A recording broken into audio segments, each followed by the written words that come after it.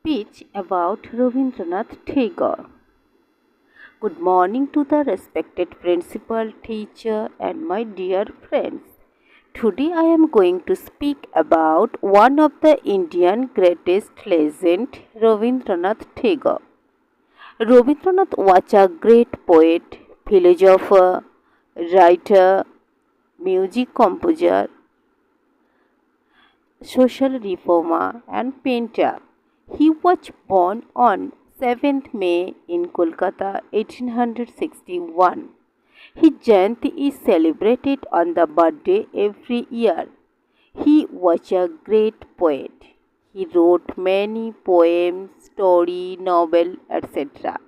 He was awarded Nobel Prize for Gitanjali 1913. He founded Santiniketan and he was died on 1941. He was multitude person. He wrote national anthem Jana Gana Mana. He was always memorable not only Indian but all over the world. Thanks for watching.